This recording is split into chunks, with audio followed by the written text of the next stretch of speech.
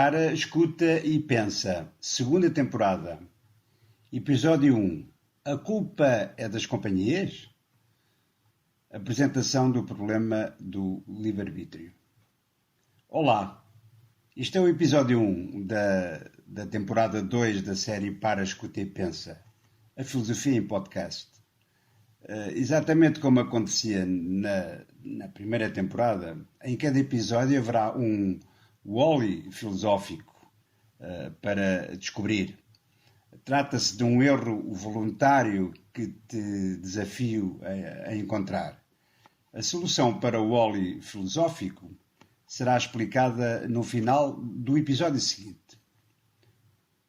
Este primeiro episódio serve para te apresentar o problema filosófico com que vamos iniciar esta nova temporada.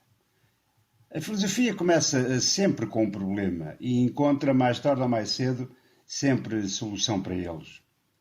Um problema é uma dúvida ou perplexidade que nos ocorre quando nos pomos a pensar com mais atenção sobre coisas do dia a dia que, à primeira vista, parecem óbvias. Só que não. Por exemplo, estas duas notícias de jornal em que reparei há uns tempos. Numa reportagem sobre o abandono escolar foram entrevistados uma rapariga, a Sofia, e um rapaz, o João. A Sofia, de 17 anos, nascida numa família pobre, já chumbou 3 vezes. Assume que andou na balda, as palavras são dela, durante uns tempos e aponta como uma das razões ou causas as más companhias. O João, de 22 anos, provém de uma família rica. Já chumbou 4 vezes.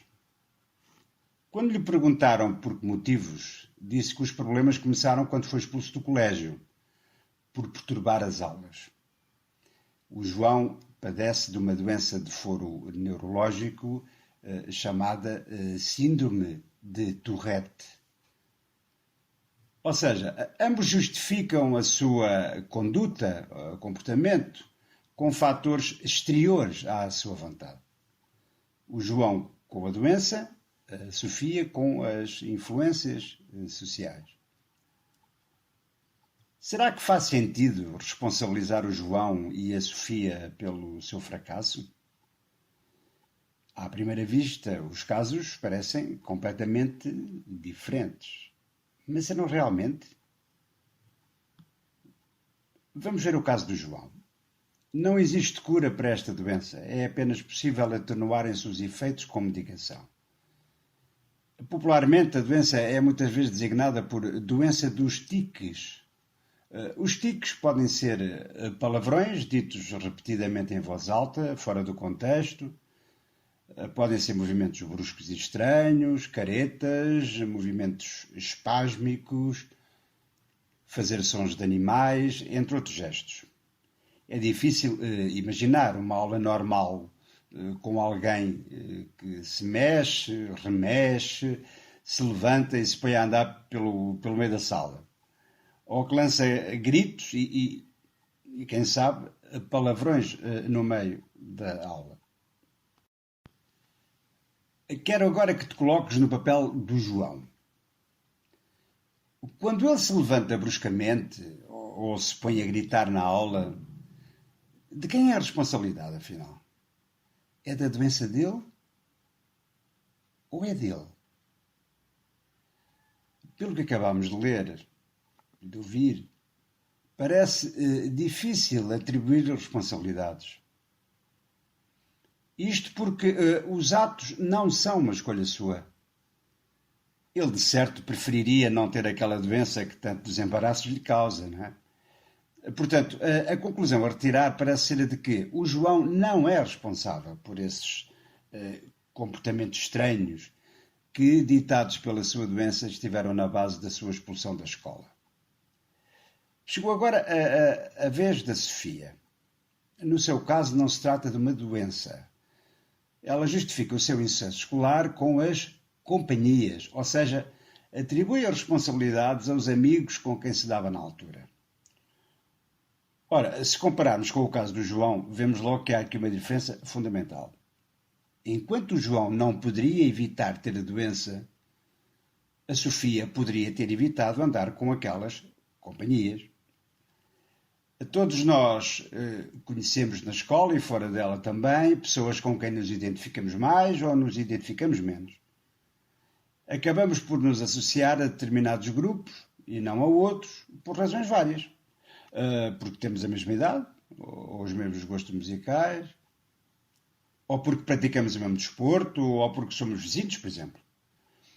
Se nos perguntassem por que motivos temos aqueles amigos e não outros, responderíamos que queremos ter esses amigos e não outros. Ou seja, atribuímos as nossas amizades a escolhas realizadas livremente. Ora, não é isso que faz a Sofia. Ela fala das companhias como se não tivesse podido separar-se delas. Atribui-lhes as responsabilidades por ter andado na balda, como ela diz. Mas terá sido mesmo assim. Não foi ela quem escolheu aquelas companhias e não outras? Com tanta gente que há na escola, foi logo dar-se com aquelas pessoas? Porquê? E se deu conta de que não eram boas influências, por que não se separou delas a tempo de não chumbar? Alguém a obrigou a ficar no grupo? Estes dois casos servem na perfeição para exemplificar o problema filosófico do livre-arbítrio. Livre-arbítrio é ter capacidade de escolha. É podermos escolher entre os vários caminhos possíveis que a vida nos oferece. Só faz sentido falar em livre-arbítrio quando se pode escolher dentre várias opções, portanto. Mas convém não confundir este sentido do termo livre com aquele que nos referimos a sermos livres porque não estamos numa prisão, por exemplo. Neste último caso, ser livre tem um sentido jurídico e legal. Um preso, por exemplo, não é livre neste sentido. Mas no outro pode defender-se que é. Uma pessoa pode estar na prisão por lutar por uma sociedade justa e decidir continuar essa luta na prisão, ainda que seja apenas de um ponto de vista mental, digamos. Foi o que fez Nelson Mandela, por exemplo, que esteve preso vários anos e decidiu continuar a lutar pelo fim da divisão racial e das injustiças contra os negros, na África do Sul. O passo seguinte é tentar mostrar porque isto é um problema filosófico. Mas para isso é necessário apresentar o conceito rival do conceito de livre-arbítrio, sem o qual esta discussão filosófica não faria muito sentido. Refiro-me ao conceito de determinismo. O determinismo é uma concepção acerca do funcionamento do mundo, segundo a qual tudo nele acontece devido a causas anteriores e exteriores à nossa vontade. Vistos desta perspectiva, os acontecimentos do mundo são uma sequência de causas que geram efeitos, que por sua vez são a causa por detrás de novos efeitos, e assim sucessivamente. Na filosofia chamamos a isso cadeias causais. No filme O Estranho Caso de Benjamin Button, de David Fincher, há uma sequência em que Benjamin, que é Brad Pitt, reconstitui o dramático atropelamento que fará com que Daisy, a Kate Blanchett, fique impossibilitada de dançar para o resto da sua vida. Ilustrada por uma hábil sequência de imagens, a voz de Benjamin apresenta um após outro os vários pequenos acontecimentos que, por se terem desenrolado desse e não do outro modo, se conjugaram entre si de tal maneira que acabam por ter como trágico desenlace o atropelamento de Daisy, que lhe acabou com a promissora carreira de bailarina. A cadeia causal do filme é esteticamente uma belíssima sequência de cinema. Mas a realidade é composta de sucessivas cadeias causais deste tipo, segundo o determinismo. Podemos ilustrar esta ideia com aquelas performances com peças de dominó que às vezes aparecem nas redes sociais. Deita-se uma peça abaixo e ela deita abaixo a seguinte deita abaixo uma outra e assim sucessivamente. Continuemos nos exemplos retirados do cinema. Se, por hipótese, alguém pudesse ter acesso à base de dados, digamos, do mundo, todos os acontecimentos passados, por mais intrigantes que parecessem, poderiam ser explicados racionalmente através das cadeias causais. Isto quer dizer que, se alguém tivesse poderes para regressar ao passado, poderia assistir ao vivo, digamos, à sucessão de causas e efeitos que fizeram com que as coisas tivessem acontecido daquele modo e não de outro. O que nos leva para esta hipótese curiosa. E se alguém no passado alterasse uma das peças do dominó? As coisas aconteceriam do mesmo modo ou tudo seria diferente? Serão os acontecimentos passados das nossas vidas apenas peças de dominó integradas em cadeias causais que não controlamos? Teremos realmente a possibilidade de fazer as coisas acontecerem de acordo com as nossas escolhas? Ou isto não passa de uma ilusão?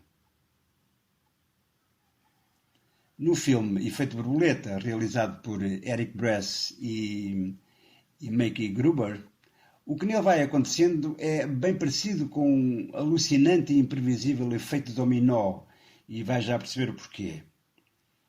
A personagem principal, Evan, é um rapaz que descobre que tem um dom muito especial.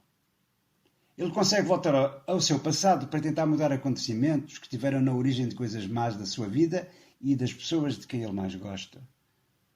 Porém, à medida que o faz, Evan vai aprendendo que alterar um facto do passado mexe com todo o futuro. Uma das questões que o filme levanta é: seremos nós apenas peças de um jogo cujas regras nos escapam? Se tudo no universo é determinado, acontecerá o mesmo com as ações humanas? Ou seja, para utilizar a terminologia filosófica, existe determinismo ou existe livre-arbítrio?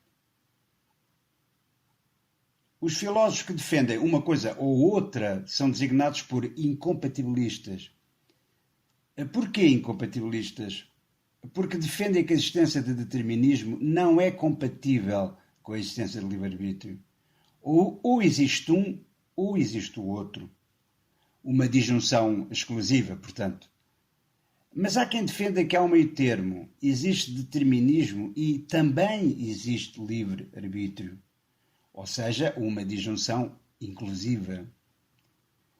Esta tentativa de solucionar o problema é compatibilista, porque se considera que a existência de determinismo e a existência de livre-arbítrio são, afinal, compatíveis. Bom, e já que estamos a falar de jogos, é caso para dizer que com isto ficam os dados lançados para a discussão do problema filosófico que vem agora aí. Interessado em acompanhar este enigma? Fica atento aos próximos episódios.